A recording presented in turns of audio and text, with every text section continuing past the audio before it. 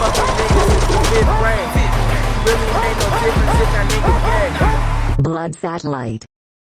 Kind of a funny example of that is the drama recently with Chris Bond, who is the author, C.A. Bond, the author of a book by Imperium Press called Nemesis, which I've always wanted to read. It was on my list. It was in my shopping cart for the longest time. I just never pulled the trigger, but it sounded good. There was some drama with him, C.A. Bond, who was one of the original NRX neo-reactionary guys up there with Moldbug and all the others, and has been adversarial to them for a long time. And he got his book Nemesis. Imperium Press is not going to sell it. They will still have the free ebook version to download, and they will still kind of carry it in their library, but they're no longer selling it because he got into a very public Twitter feud / extended beef with a lot of people, mainly Moldbug, just Moldbug, Curtis Yarvin, and Bronze Age Pervert, who is a big character, and he is a character. He's a fictitious guy pretty much, and who's been of all like the ecelebs is one of the biggest. He's got an in with Peter Thiel and a lot of the dirtbag left and a lot of the Marxist type people look at him fondly as a character, and I got it might have ruffled some feathers when I called him just a gayer Jordan Peterson. But the whole idea was, if you read Bronze Age Mindset, which is his book, which is a very popular book, but and listen to the people who are in that sphere, they talk about him a lot like Jordan Peterson. Like, he saved my life, I was a piece of shit, then I started reading him, and it's very baseline knowledge. It's about lift more, be more masculine. Then there's meme stuff like you should be suntanning your balls. Sun your balls, and that's, people will say that like it's hard to tell who's joking, but also I'm thinking about that. It is Peterson because it's the new version of wash your dick is sun your balls. I love. Yes, that. it's the fucking same thing. It's the same fucking thing. It's the same type of shit where it's like, oh man, I was fat, I was lazy. Then this guy said I should exercise. I want to stop on that for a second though, because it's like, again, I have to temper what I was saying earlier about reading and lifting. Reading and lifting are great, and everybody should do it, right? Yeah. But reading and lifting are the things that empower you to do the actual thing, right? Yeah. So guys who were fat and lazy and disgusting, and their life's a mess, and their wife left, and they can't find a job, and everything's horrible, they want to kill themselves, and suddenly they start reading and lifting and sunning their balls, and their life turns around. Okay, so you're missing part of the story there, because you don't just read, lift, sun your balls, and then your life turns around. Something else happens. You get a job and you keep that job. Well, how did that happen? Were you sunning your balls at work? No. Your attitude Yes. changed. You went out and found a job, right? And then you built relationships with those people. You built relationships that are healthy relationships that allow you to actually not get fired for saying the N-word, right? Yeah. Those are the things you need to learn how to do. So, that's my only demand when I start a job. I gotta say it once. I gotta have one pass. I don't even want the paid vacation. I want 2 N passes a year. So every time you'll get a performance review. If you get a positive performance review, you can up the ante every single time. So I'm gonna get hired, and I'm gonna whisper the N-word. But by year 5, I'm gonna be yelling it 3 times a week. By the time I'm assistant director, you best believe I'm burning crosses. This is how the corporate structure works. Nobody gets raises. It's just communism, but people's rank indicates how often they can commit hate crimes in the office. The only thing we raise is the discourse. But no, the idea is like what you were saying was, this is true. Like, it is good to do these things. And every morning I get up at 5 a.m. and I work out. I do a little bit of jogging, and do the weightlifting, do all that stuff.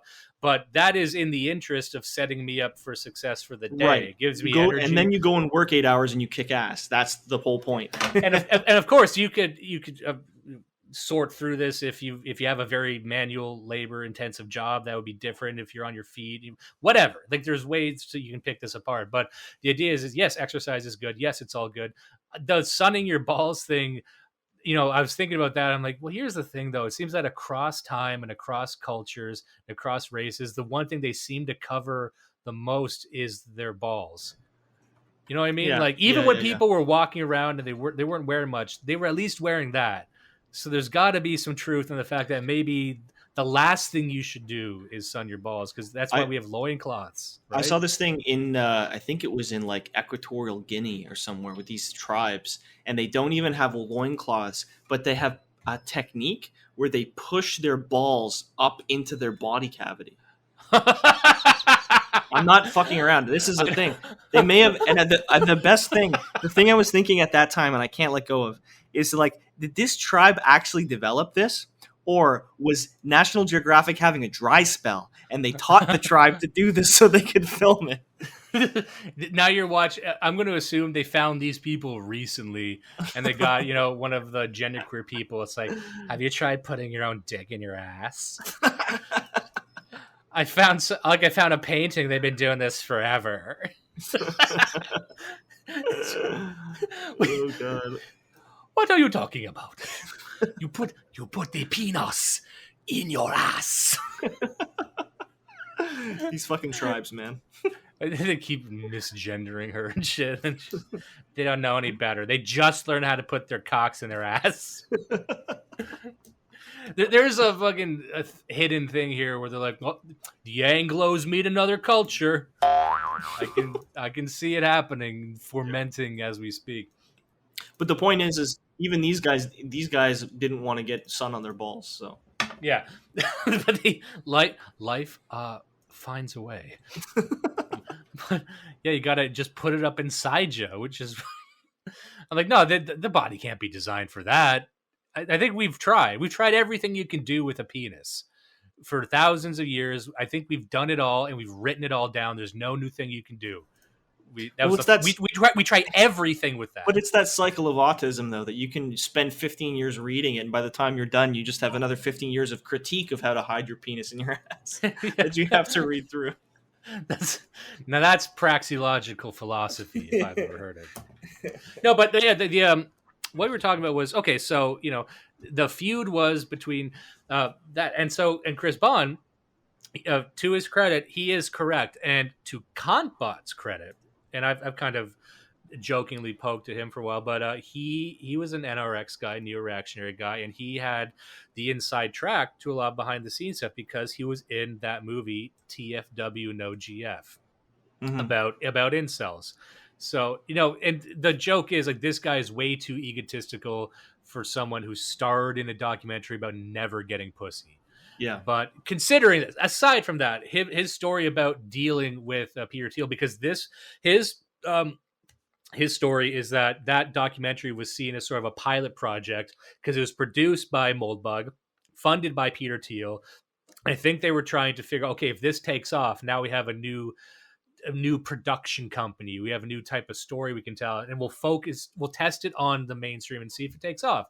As far as I know, it got good reviews. People like it, whatever. But I think what burned them on it was they're dealing with very caustic personalities, and Kantbot had a huge falling out with these people, and he went on Twitter and spilled the beans and all this stuff about what he experienced. But what he had said, and I do believe this is correct, where he said Peter Thiel, who is, and we've discussed before, a very a billionaire tech financer guy, and he's well known, he's out there, but he was employing some sort of hedging strategy where he looked at what was happening. He saw, okay, here's this kind of very grassroots underground cultural movement coming out of various spheres and maybe an extension of the early NRX stuff. And he's like, okay, I'm going to get into this in a way that no one else is, but in a way where the Mercer family would have gotten in with Milo. So the alt-right right around Trump were getting tons and tons of money. And that's where you had the Gavin McInnes's, Mike Cernovich, a lot of that group, that milieu, were getting backed by millionaires, by media guys who were saying, hey, maybe this is the new face of the Conservative Party. Let's see if this is new republicanism. And I think that fell apart because of just the personalities of people not being able to manage money, about people just scamming and being shitty, whatever. One day there's going to be a documentary about Milo Yiannopoulos, and we'll know for sure. My feeling is, I don't think he correctly saw himself as being sort of focus grouped for something, and that he failed. But yeah, the idea was, what Chris Bond and other people were pointing to was funding, was these characters and personalities getting funded. So he looked at Peter Thiel, and his thing he was spurging about was, how did Bronze Age Pervert get funded? Because Bronze Age Pervert is a real guy, and they doxed him. They found who he was, and he was actually, I think, like a Yale doctorate student. He'd written a dissertation on something. They read it, they didn't like it, whatever. But he likes to have the image of being like this ripped Aryan bodybuilder, but he's actually this kind of swarthy looking, kind of smallish guy. Which, whatever, I don't even care. But they were saying like this guy. The reason we know so much about these people specifically is because we were being astroturfed by a new type of movement. So it was billionaires saying, maybe we can make some money off of this. Maybe we can be on the upswing of a new movement. And like the alt-right, I think it went nowhere. I think they tried the same thing here. I don't really think it went anywhere. But it's interesting to talk about. And the argument, I think, Chris Bond might have been making, I think he made this in his book, but other people are making, is what is the role of the patron? What is the role of getting funding for things? Because every successful revolution in history, whether it's left or right, any sort of dissident movement, has had funding. Where does that funding come from? Now, in the Third Reich with Hitler, a lot of it came from the sales of his book, but they did have financial backers. They had moneyed individuals who were just helping keep the lights on in these offices. Same thing with the Bolsheviks. Every revolution has had financiers somewhere, and they have to be. And our hatred of financiers. So the irony was that we are very, very skeptical and paranoid about shadowy influential forces while we are at the same time trying to build our own shadowy influential forces. Yes. You know what I mean? Like, we're trying to figure out how to operate in the shadows. That's an important one to talk about.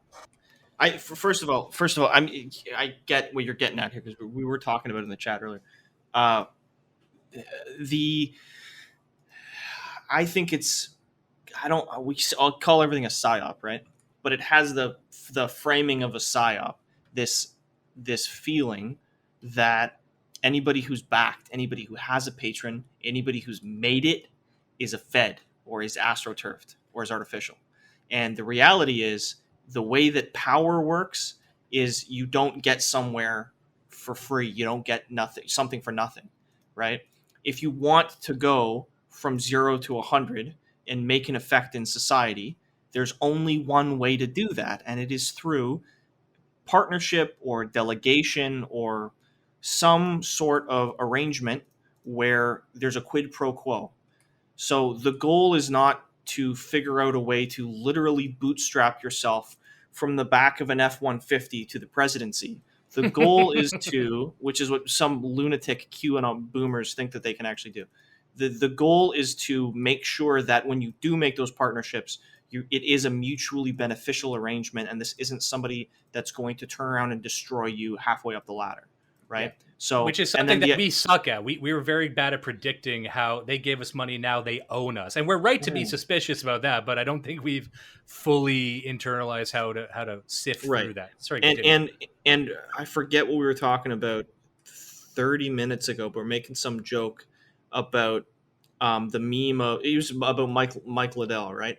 So I'm just an everyman, and I never imagined I'd be political, but here I am saving the presidency. Like, everybody has that little dream in the back burner of their mind. Maybe I'm the one.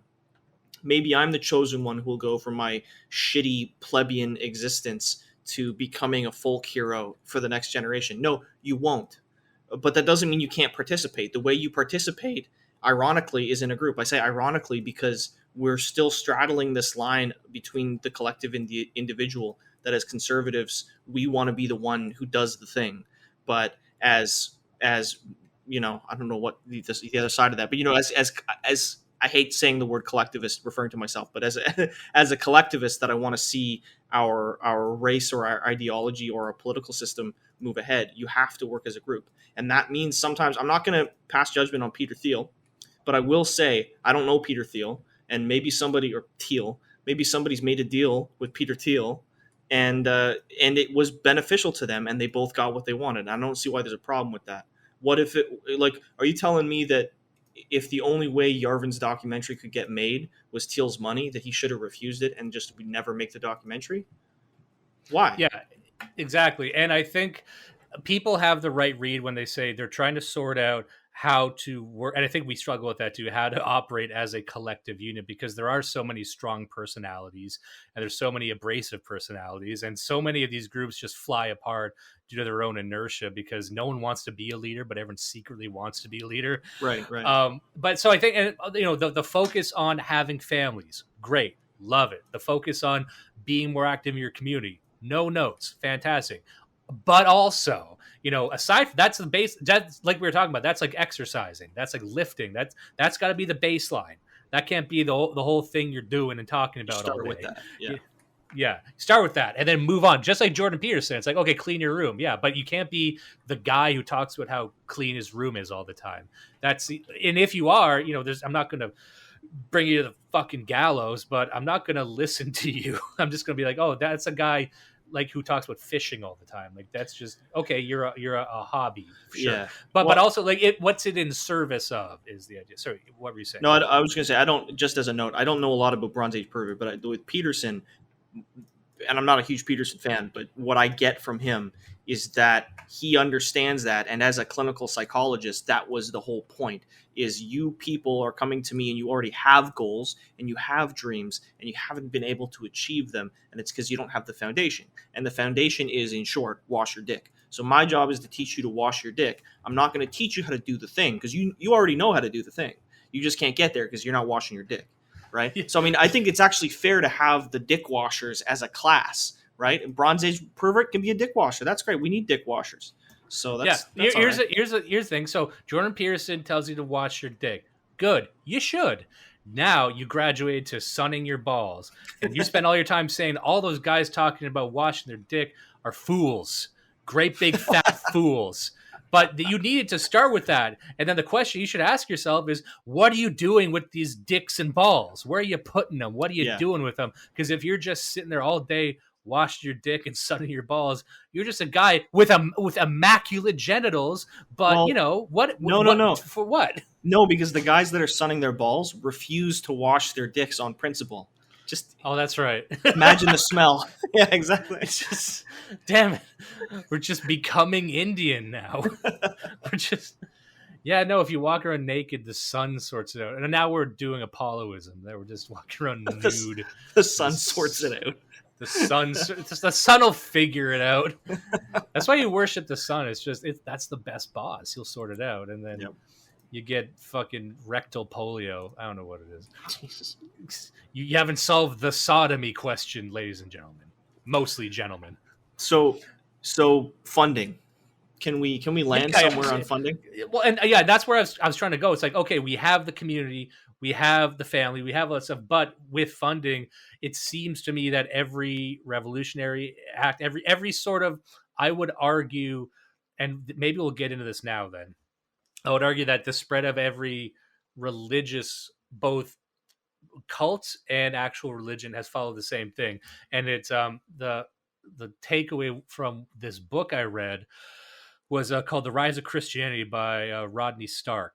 And he's kind of a pretty well-known guy explaining, the history of Christianity from a sociological point of view. And there might be some people who disagree, especially if you are especially religious. You might disagree with his very scientific approach to it, but he seems to be a Christian himself. Maybe I'm wrong. I don't know.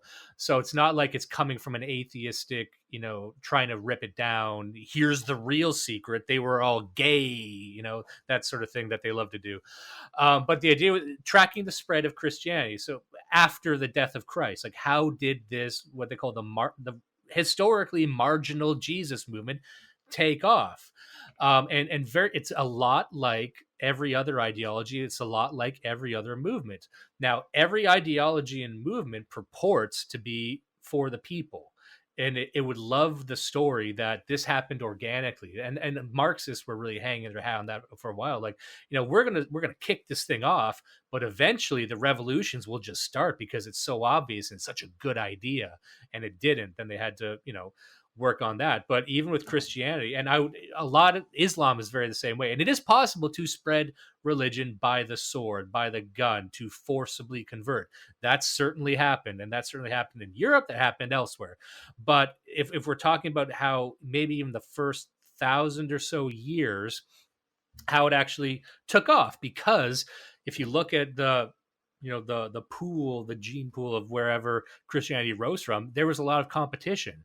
It was largely a pagan place. There was no shortage of religions. There was no shortage of beliefs and messiahs, and that even factors into the Christ story as well. But what in this thing allowed it to spread so far and so relatively fast and take over what used to be paganism? Now, was it because by force?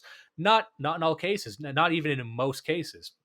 But to tie it back to the patronage thing, and the requirement and the necessity to have that funding or that sort of elite involvement, but not just for money, but for protection as well, to have some kind of infrastructure. And I include guerrillas in this, guerrilla fighters. I include across cultures, across time, across everything. It seems to be a model that they don't like to talk about. The model they like to talk about is that this just took off because we're awesome. Yeah. That doesn't seem to be how it's ever happened. And my statement, and maybe this is going too far, we'll test this, but I don't think there's ever been a populist movement in the history of Earth. I think they like to say they're populist movements. I think they might very well end up as populist movements. But I think at least to get to a certain point, you need, let's say, to get to that third way mark to where you are giving speeches in front of thousands of people, you need to get to that level. You need patronage. You need to you need guys on the street. You need people willing to go to jail. And I don't say that endorsing it. I'm saying that in the history of any political movement, even like Black nationalism is another great example. They go into this knowing that there's gonna be street fights, there's gonna be going to jail, and then later on, look, another example. Look at Nelson Mandela. All we know about Nelson Mandela from the media and the mythology around him is that he was awesome and everyone loves him. They skip over the terrorism, they skip over the leading of these groups and the funding, where that came from. Maybe it's the fucking CIA, we don't know. But sorry, you were about to say something, I think. No, I was just going to say, you could say that populist movements exist, but you have to broaden the definition to include like riots, because I mean that would be a case of a real populist movement where suddenly everyone is possessed with the same spirit and run forward and kill the infidel. But that doesn't happen. I think I agree, maybe just because we're cynical, but I agree with you that it doesn't happen in a real grassroots way, in the way that people imagine it does. It's a fairy tale, right? Populist movements are as real as Hercules, in the sense that they're culturally important for us to discuss, but they're not real. They're not something you can expect to see. And we've talked about this, and many other people have. A Black Lives Matter, for example. Like, if you go, it looks spontaneous. It would like you to believe it's spontaneous. But if you look at the Black Lives Matter leaders, they have deep connections with the money people, with sometimes it's George Soros. But George Soros is very, very much like Peter Thiel in the sense I think he's investing widely. He's got a thing he likes to do, but he's investing equally in everyone and seeing what works. But then there's also actual Black Lives Matter money people, and they're the ones who pay for these leaders, the elite within that movement, who then really just corral everyone and lead them around. And this is well known. In the case of Christianity, the argument in this book was made that it's very much the same model with patrons and stuff. And if you look, a couple arguments were interesting to me. One was that with Christianity, the story would be something like there were these mass baptisms, and then there were, it was a slaves movement, it was a peasant movement, it was of the people. It actually was not. And he drew upon records. There was because Rome, where a lot of this took off, in that sort of area, in that sort of empire, they kept track of religious affiliations in their censuses. So they would have, and there's a lot of different pagan cults, and there's a lot of stuff. And so you could actually track, according to them, the size of Christianity over like dozens, hundreds of years. And there wasn't a mass explosion of it. It rose fast, but it was continual. Like, it was kind of a gradual upswing of Christianity. So it spread organically. And how it spread, according to Rodney Stark, is that it didn't really spread amongst the working class or the slaves or the lower classes. And if it did, it probably would have been squashed. If Christianity, as it says, was that threatening to the the whole organization, the whole empire, the whole elites, it probably would have been just snuffed out. But what happened was it went slowly, and it was very popular with the elites. So one of the things that he establishes, and I do believe this to be true, as much as I don't like it to be true, that to have any successful ideological movement, you have to stake a very strong claim in a city. And I think that's where a lot of the people on the right now, even conservatives and mainstream people, are abandoning. They're like, fuck the cities. The cities are going to die. The cities are never going to die. You're never going to live in a world without cities. And the problem is that every successful revolution or rebellion or freedom fight, whatever you want to call it, stakes a strong claim in the city. Even guerrillas, when you want to talk Vietnam, you want to talk about how they had recruiters in the cities past, I think it was Mao who said, you need to be able to move among the people like a fish in the ocean, something like that. But they were aware that they were recruiting from cities. Now, they might have bases, they might have all their whole society in the jungles or the woods or wherever, but you need to factor in the cities, like it or not. That's where the sausage is made. So Christianity was the same. Like, it took off with urbanites, it took off with elites, it took off with the decision makers. And there's famous cases throughout history of kings converting, and they weren't converted by the sword. They might have been converted through persuasion. There's all kinds of gradations there, but you have to look, a lot of it was consensual, this consensual conversion. However, how does conversion happen? Now, the book also talks about that. So let's, again, take Christianity as an example. It's an interesting example because women tend to be more spiritual than men. Now, a lot of people might disagree with that because there's some very, very theocratic, some very strong spiritual guys in our scene. But I think if you step back and look at normal populations across time, especially in Rome, you would say typically the guy will just convert to whatever the woman is, and they don't give a shit. They got other stuff to worry about. The woman, and you see this in churches. You see, like, the woman is very devout, and the guy's there, like, all right, we got to go to church. We got to do the thing. And they might believe in it, but not as much as the woman. So he claims that a lot of times that's how Christianity spread. It was an interpersonal networking thing. So even if you look at religions now, new religions, primarily it gets recruited through friends and family.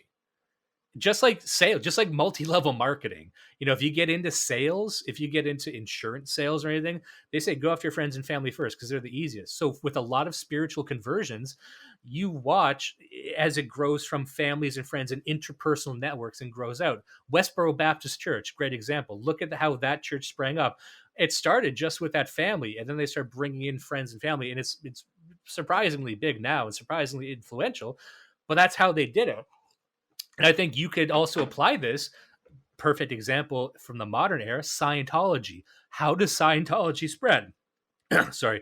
How did Scientology get as big as it is? It shouldn't have gotten as big as it is. Scientology is wild, if you actually look at it, but how is it so powerful, so influential, and so big? It was almost all through interpersonal conversions, and it spread throughout the Hollywood glitterati, whatever you want to call them, friends of friends, getting people involved, getting your family, and then you become closer friends, you become united. But it spreads that way. It doesn't actually spread by you giving a speech to 10,000 people. It involves you talking to your family and your friends. And that's how everything from political ideology down to religion, I shouldn't say down to religion, like across to religion or up to religion. I shouldn't have, just imagine what my hand was doing when I did up to religion. Sorry, it was just a muscle reflex. So that was it, and that was a good case, and he had made a case that also that women tend to be more spiritual. And if you look in modern Christianity, even the movements within Christianity tend to start more with females. Like he was talking about the intelligent design movement, and then if you look at the data on that, most of the converts to like real American evangelical intelligent design were mostly female. And so a lot of the offshoots start with females, and they get really into that, just like witchcraft. Who are the ones who give a shit about numerology, who are the ones who give about horoscopes, things like that. So that's kind of in them, and the guys oftentimes just go along because it doesn't mean anything to them. Like, okay, I'm converting. Like if you're a pagan guy, converting to Christianity. He was like, okay, sure, my wife, I got other stuff to worry about. I'm a blacksmith. I got 900 kids. Shit like that. That's my job. And whatever this is, I don't really care. They might be more materialist than you think, but that's how it spreads. And it gets co-signed by many members of the elite, of the influential class. And it's these people who feed back into it with money, with protection, with helping spread it wider and wider. And that's how it spread in this case. And I would argue it spread in every single case that's similar to that. And there's all kinds of other little interesting things that he had mentioned. But first, did you have any thoughts on that? Well, I think it's interesting if you think of, like, there would have been Roman elites who, and this is an assumption, but I imagine there would be Roman elites who accepted it because it was some kind of a knife they could get under the armor of their superiors as some kind of political gain. And there would have been other Roman elites who accepted it because they thought that it sounded great and they were true believers in Christianity, right? And likewise, I think today or in any modern revolution, there are patrons who can get behind a movement and back it because they're using you as a pawn in a larger game you aren't aware of. And then there are people who are true believers. And I think that the difficulty is identifying the ones that are believers and the ones that are not. But the point is to identify the reality that there exist both believers and non-believers, and both of them will try to be patrons, and it's an opaque negotiation. Yeah. And if you have a culture that says there's no such thing as a true believer, you're in trouble because you can't then evaluate who a good patron would be. Yeah. If you say Peter Thiel can't possibly be a patron, why? Because he can't possibly be a believer. Why? Because he's a patron. Because he's a billionaire. He can't possibly believe what we believe. Well, why? Why is it so inconceivable that somebody like Peter Thiel would believe in white rights? Yeah. Why? Yeah, exactly. And I wanted to, that's a very good point. And I wanted to mention this just to wrap up that previous section. This is from the book around page 40, and it explains more in depth of what I was talking about. So he says, in similar fashion, Christian Science sprang to prominence by attracting the relatively affluent, not the downtrodden. Wilson, 1961, noted the unusual number of English Christian scientists with titles and the abundance of well-known and aristocratic family names amongst the members. So again, this wasn't just, we're also talking about a time where there's a different place of the nobility and the aristocracy. So it wouldn't need to be a millionaire. It could just be an influential son or the wife of a senator, So that's how you see this. It wouldn't be like the CEO of the biggest company ever converts. It would be, that upper class who were maybe born into it, but were still influential. The U.S. Census data on American denominations published during the first third of the century reveal that Christian Science far surpassed all other denominations in terms of per capita expenditures, justifying the impression of the group as disproportionately affluent. Spiritualism, too, found its base in the middle and upper classes, both in the United States and in Great Britain. In her studies on members of the Unification Church, more widely known as the Moonies, Eileen Barker found English converts to be many times more likely than others to be university graduates. So that's interesting. So not only are these people, they tend to be more well off, they might even be more well educated. They might even be smarter. They might, not to say that just because you went to university, you're smarter, but if you find out there's actually a surprising amount of doctorates and influential and successful people doing this, that would directly attack this conception that these things only appeal to desperate, broken idiots. Yeah. Because that's what you're taught. Similarly, a lot of he makes a comment on this about how so many scientists and so many researchers they wanted to believe so firmly that the early Christians were just masochists. That when we talk about the martyrs, the people who were tortured and killed and murdered for their beliefs, and their stories are told, and they're saints and whatnot, the only reason they could have done that is because they got off on being tortured. This is what serious academics would put forward, that the only reason Christianity spread was because everyone is a retard who just liked having their assholes burned over a fire. Like that's what they believe. Yeah. which is insane if you think about it. Like, and this attacks that. Like, no, they were actually, a lot of this early stuff took off with the intelligentsia, with the academia, with influential people, and then the people themselves came later. They were almost the last step. And I would Yeah. liken that to every other revolution, every other ideological movement. It's the movement of the people. The people seem to be involved last. Now, isn't that interesting? And Yeah. you can Yeah. include the fucking American Revolution in that if you want to. You know, the last one to know is the fucking soldiers fighting for it. Well, and there's something else to it as well. Like, we want to say that it took off, or maybe it survived and it grew because it was embedded with the elite. But that isn't to say that in those beginning times it wasn't also embedded with the workers. It's just that, like, if you had this ladder of 1,000 people across classes from bottom to top, and if it's evenly distributed across that ladder of people, the people that have adopted it at the bottom of the ladder are going to form a negative feedback loop where other people observe them because remember, this is spread through like a social network. So if you observe people at the bottom of the ladder and you say, well, I'm not going to replicate what they're doing because they're at the bottom, and so it dies with them. But people at the top who have it, everybody wants to replicate them, or at least they're paying attention. So it's not so much that this was necessarily something that was really amenable to the elites. It's just that if it can, like a virus, if it can survive long enough in the elites, it will suddenly start spontaneously transmitting to all of everybody downstream from them, right? Because it's something that everybody downstream is trying to replicate. So, And there's two other things I want to get to because I will need to get going soon. But there was 2 points he made that I thought were very curious, and I like them. And there might be people who come out saying that I disagree. This is historically inaccurate because there's going to be debates for days about all of this, I'm sure. But he made a couple of claims that seem to read and ring true to me. So one of them, the big one was the main reason Christianity took off wasn't because of like brainwashing anyway, because I don't want to imply that, as long as you get the elites on your side, you just brainwash everyone and force everyone to do it. No, a lot of the reason it took off is because people actually did like it more. People liked Christianity more than what was there before, and they adopted it. Now, I'm saying that the influential people can create a critical mass necessary to do that. So, and a good example would be he makes the claim that it was actually better for women. One of the reasons it was so popular with women was because it was better for women compared to what was going on in many of the pagan cults. And a couple examples he gave was in many of these cultures, let's say you're a woman and your husband dies and you're a widow, you had to get married right away.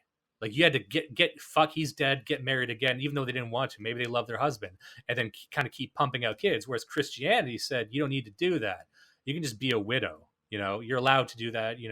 Maybe you would like to remarry, but we don't. We're not going to force you and like do an arrangement sort of thing. So women found that. Women also, ironically, found that Christianity's the importance it places on having children and keeping children alive was very attractive, because you would have this in societies where infanticide was much higher. They would be killing babies if they were the wrong type. When you'd see this in modern day as well, like there's a lot of nations where they would just kill the daughter, and they only want sons, and that causes problems later. But Christianity would say that you can't kill kids ever.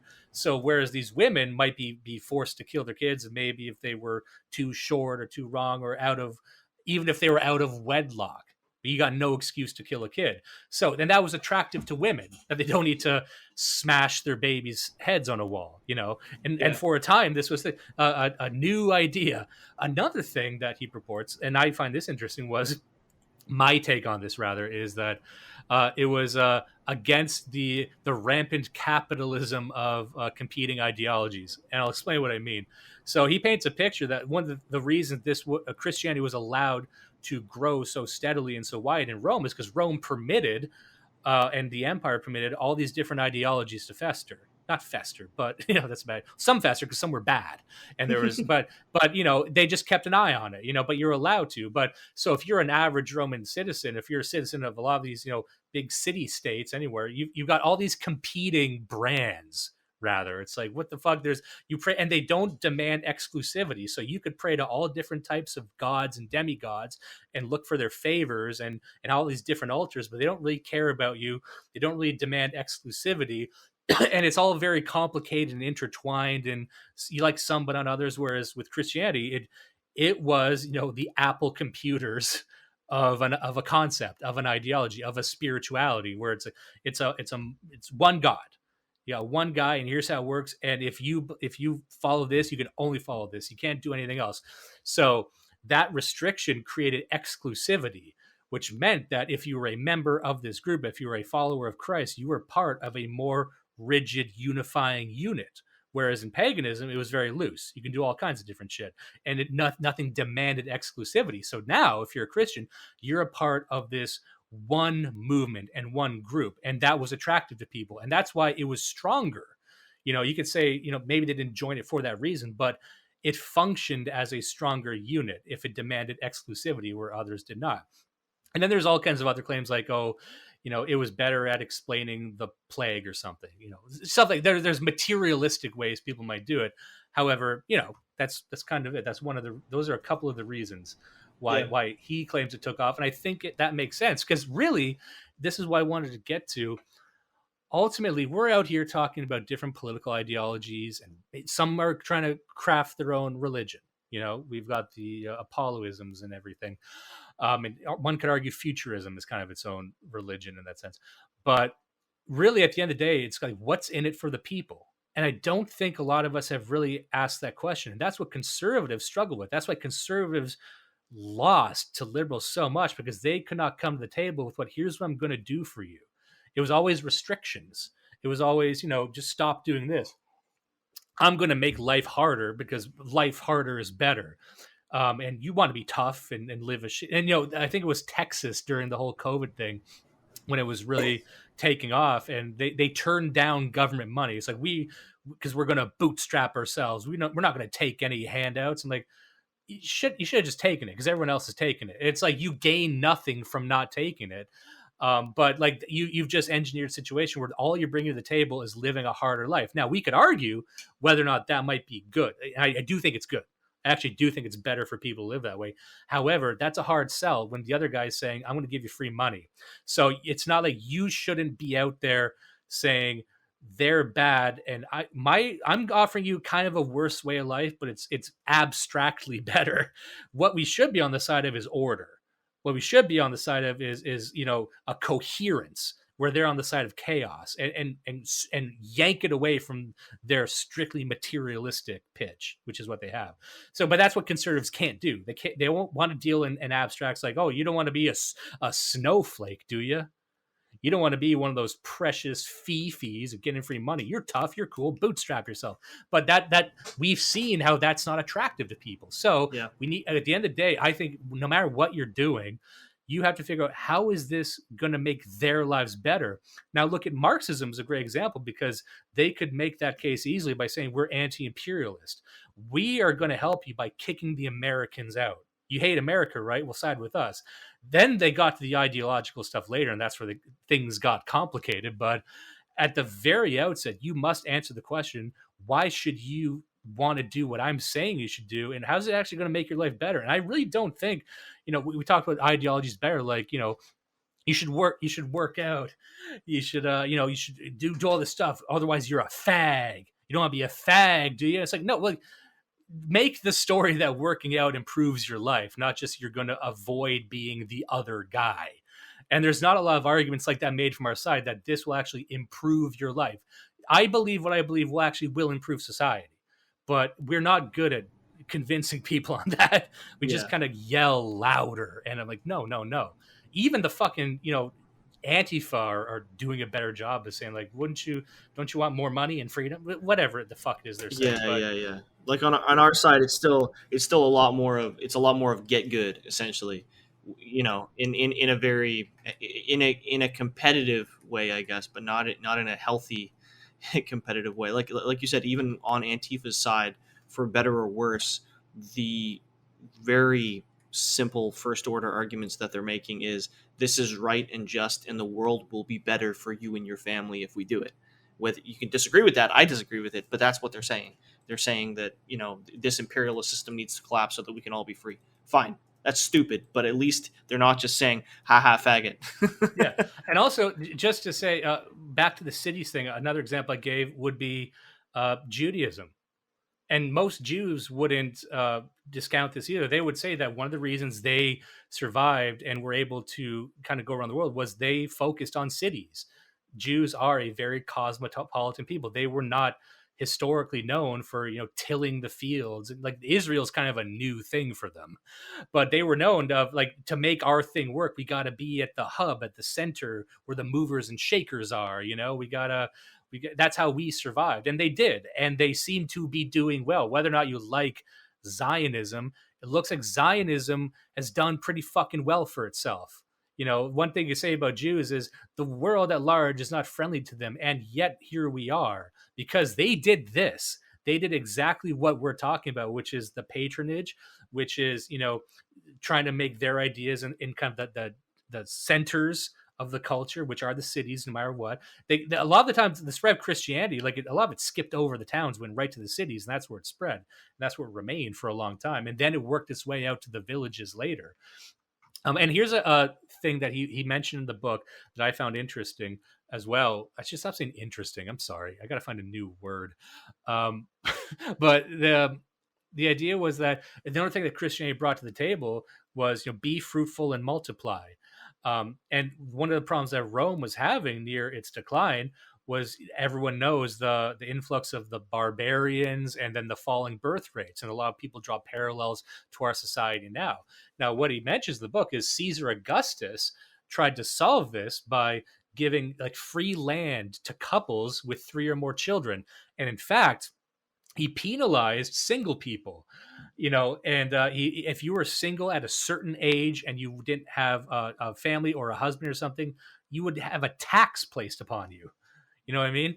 But that didn't actually increase the birth rates. And isn't that interesting? What increased the birth rates they saw was more of the Christian couples because they had an ideology behind procreation. So it's interesting to see that even when you throw materialist rewards at procreation, sometimes that doesn't even help. And I would think that even in our current state, I talk about how, we could legislate our way to increase birth rates.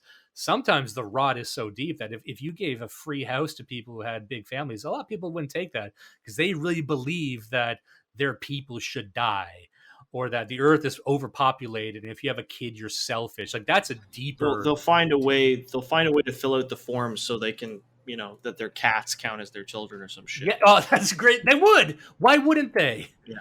That would be the first thing that fucking happened. Always. You can't legislate fucking children. You can't legislate anything. Yeah. And I guess I can end on this because I got to get going. But really what this started off with was not only just the concept of patronage and the concept of employing the elites to get what you want, while being aware that, there are you need your own shadowy forces, but there will also be shadowy forces against you. The only way to beat shadowy forces is to have your own shadowy forces. That's what it seems to me to be. Now, maybe this will change because we're in a wildly different reality than people, 1,000 years ago did. But the second thing I wanted to bring it back to was something to think about is what are the people? We all talk about we're on the side of the people. We jokingly say we're of the people. It's a podcast of the people. But every serious revolutionary says the same thing. Every ideologue says the same thing. Every hero, every villain, everyone says they're of the people. They never are. And they usually get to that point. If they're saying that, that's because they're at the halfway mark of their movement. That entire first half was, Machiavellian machinations, getting the funding and getting the elites and politicking, right? By the time you're speaking to thousands of people at the podium, wherever you are, odds are that's the last step.